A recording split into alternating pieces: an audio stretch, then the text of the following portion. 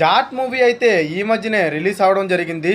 So Sunny Deol main లీడ్గా అయితే గోపీచంద్ మల్లేని మన Telugu director. So ఈయన డైరెక్షన్లో అయితే ఈ మూవీ వచ్చింది. ఈ మూవీలో గతం మన ఇండస్ట్రీలో కొంతమంది చర్చలు కూడా చేసుకున్నారు, ఇది క్రాక్ 2 సీక్వెల్గా రాబోతుందని.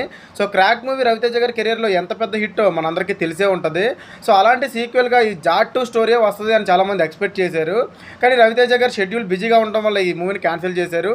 సో తర్వాత ఈ డైరెక్టర్ గారు ఏదైతే ఉన్నారో సో వాళ్ళు సన్నీ డియోల్ గారితో కలిపి ఈ మూవీ చేయడం అనేది జరిగింది.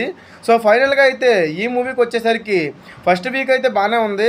సో ఈ వీక్ రన్నింగ్లోకి వచ్చేసరికి సుమారు నిన్న 10% కూడా థియేటర్స్ ఫుల్ అవ్వక సుమారు 400 షోలకు పైగా క్యాన్సిల్ చేశారంట. ఇప్పటి వరకు ఈ మూవీ అయితే 10 crores కలెక్షన్ దాకా వచ్చిందని చెప్పేసి చెప్తూ ఉన్నారు.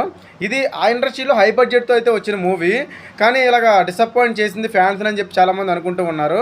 సో ఎందుకంటే heavy over action loaded scenes అనేవి ఇందులో ఎక్కువైపోతూ ఉన్నాయి. సో ఈ మధ్య అందరూ కూడా మన ఆడియన్స్ కూడా చాలా తెలివిగా ఉన్నారు. రొటీన్ రొట్ట స్టోరీస్ని ఎంకరేజ్ అయితే చేయట్లేదు. సో జాట్ మూవీ ఒకవేళ మీరు చూసుంటే ఎలా ఉందో కామెంట్ చేయండి.